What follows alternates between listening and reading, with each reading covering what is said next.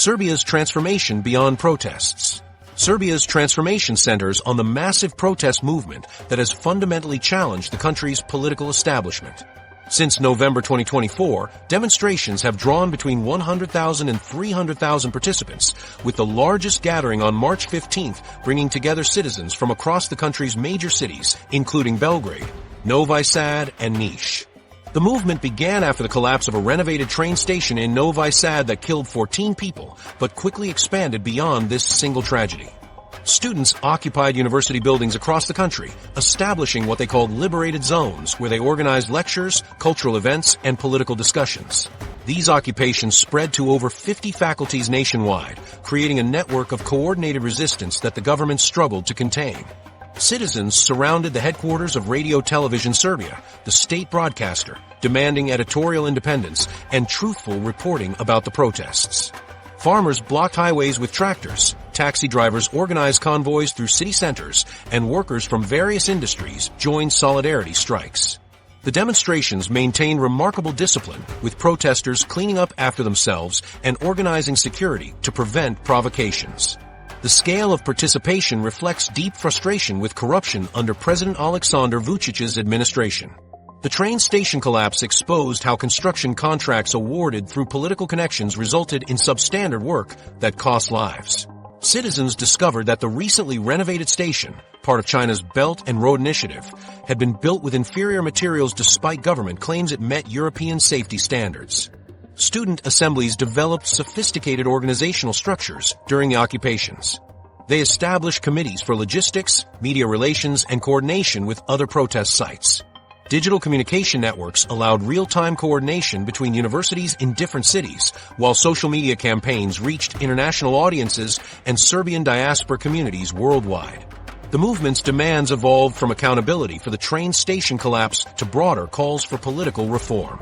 Protesters demanded the resignation of government officials responsible for infrastructure oversight, prosecution of those involved in corrupt construction contracts, and fundamental changes to how public projects receive approval and oversight. International attention focused on the government's response to the protests. European Union officials expressed concern about restrictions on media coverage and attempts to intimidate student organizers. The Council of Europe's Human Rights Commissioner called for dialogue between authorities and protesters, while emphasizing the importance of protecting peaceful assembly rights. Regional observers noted similarities between Serbia's protests and movements in neighboring countries. Montenegro's opposition parties studied Serbian organizing methods, while civil society groups in North Macedonia and Albania expressed solidarity with the student movement.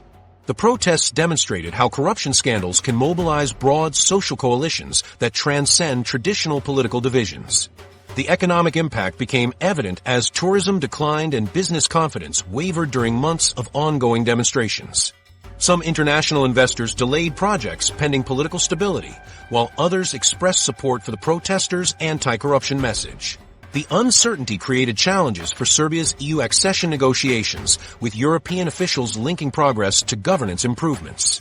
Government attempts to discredit the movement largely failed to reduce participation. Despite claims that foreign actors funded the protests, demonstrators maintained their independence and rejected political party involvement.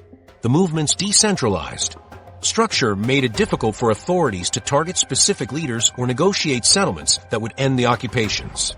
Media coverage revealed the depth of public support extending beyond active protesters. Opinion polls showed majority approval for the students' demands, while celebrities, intellectuals, and religious leaders publicly endorsed calls for accountability. Even some government supporters privately acknowledged the legitimacy of concerns about corruption and safety standards. The protests created unprecedented pressure on Serbia's political establishment, forcing discussions about governance reform that had been avoided for years. Opposition parties struggled to capitalize on the movement's popularity, as protesters maintained independence from traditional political structures. This dynamic suggested potential long-term changes to how Serbian politics operates, with citizens demanding more direct participation in decision-making processes. As winter turned to spring, the movement showed remarkable staying power despite government pressure and media campaigns aimed at discrediting student organizers. The sustained mobilization demonstrated that Serbia's political crisis extends far beyond any single incident, reflecting systemic problems that require comprehensive solutions rather than cosmetic reforms.